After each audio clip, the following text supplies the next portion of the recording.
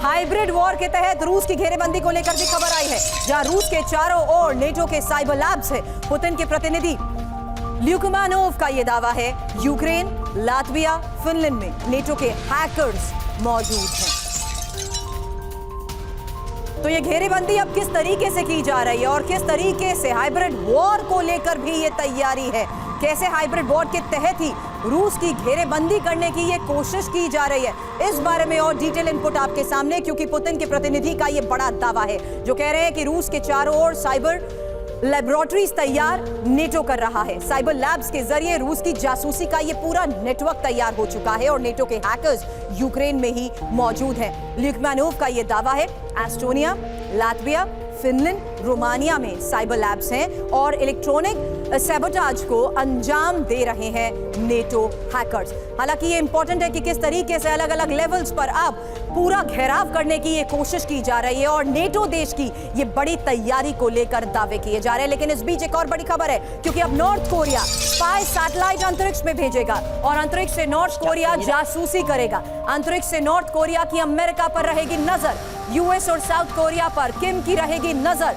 North Korea मजबूत कर रहा है अपना जासूसी नेटवर्क, और कैसे अब ये जासूसी नेटवर्क मजबूत किया जा रहा है, इस बारे में और इंफॉर्मेशन अब आगे आपके सामने होगी, क्योंकि यूएस और साउथ कोरिया पर किम की नजर रहेगी। ये तैयारी आखिर है क्या, ये पूरा जासूसी नेटवर्क आखिर है क्या, और कैसे अंतरिक्ष से अमेरिका पर रखी जाएगी नजर। इंफॉर्मेशन देखिए, नॉर्थ कोरिया अपना दूसरा स्पाई सैटेलाइट अंतरिक्ष भेजने जा रहा है और सैटेलाइट को अंतरिक्ष भेजने की जानकारी किम ने जापान को दी है। अगले सप्ताह की शुरुआत में सैटेलाइट लॉन्च करने की यह योजना है, जहां आपको बता दें 2023 में नॉर्थ कोरिया का अंतरिक्ष में पहला स्पाई सैटेलाइट तैनात हुआ था और अमेरिकी सैन्य खतरों से निपटने के लिए किम मजबूत कर रहे हैं अपना ये निगरानी नेटवर्क। हालांकि स्पाई सैटेलाइट की अमेरिका और साउथ कोरिया पर नजर रहेगी और नॉर्थ कोरिया का 2024 में ही 3 और मिलिट्री स्पाई सैटेलाइट लॉन्च करने का प्लान भी है।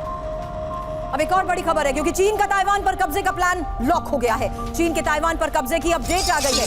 2027 तक ताइवान पर कब्जे के प्लान को लेकर खबर बढ़ी है, क्योंकि जिनपिंग ने पीएलए को 2027 तक का वक्त दिया है और अमेरिकी खुफिया विभाग की तरफ से किए जा रहे दावे के तहत ही ये खबर, जहां आप जानिए कि किस तरीके से चीन के ताइवान को देखते हुए अब बड़े फैसले हो चुके हैं और 2027 तक ताइवान पर कब्जे के प्लान को लेकर इस वक्त बड़ी खबर है। अब चीन के ताइवान पर कब्जे की डेट सामने आ चुकी है, जहां 2027 तक ताइवान पर कब्जे के पूरे प्लान को लेकर खबर है और जिनपिंग ने पीएलए को 2027 तक का वक्त दिया है।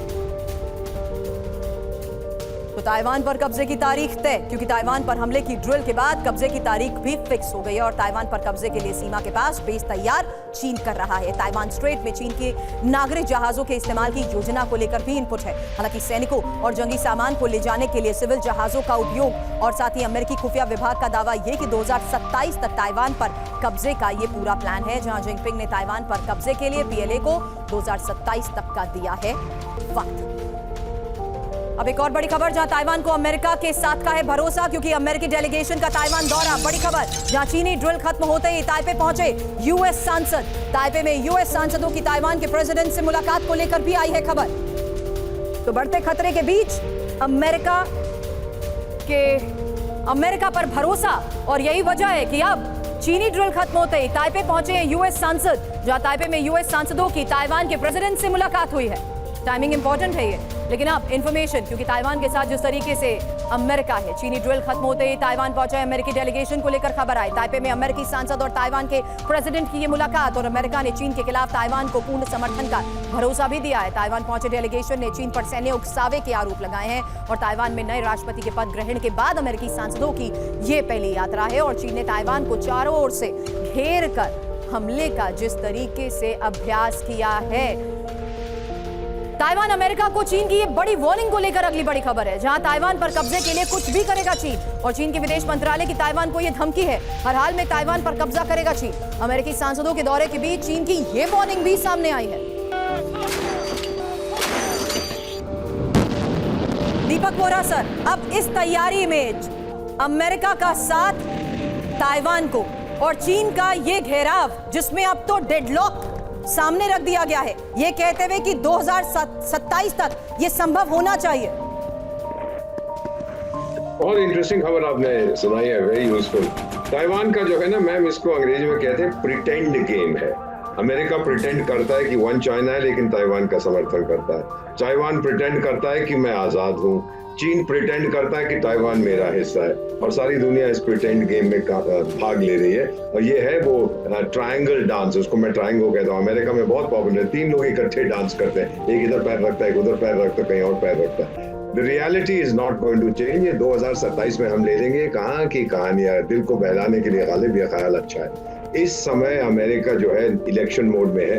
आप ये भी जानते हैं कि बुड्ढन साहब के अब चैलेंजर एक और 90 साल के 85 साल के व्यक्ति उनके अगेंस्ट होंगे। दोनों ये दिखाने की कोशिश कर रहे हैं कि हम रैम्बो हैं। मेरी बात मानिएगा मैम, ये नहीं होने वाला है। चाइना का टारगेट क्या है? एक छोटा सा आइलैंड, उसको नहीं लेगा, क्योंकि इंडस्ट्री वहां नहीं मिलेगी। उसका टारगेट है किसी तरह से अमेरिका को नीचे किया जाए और मैं दुनिया का नंबर 1 हूं, और उसके लिए ताइवान को लेना जरूरी नहीं है।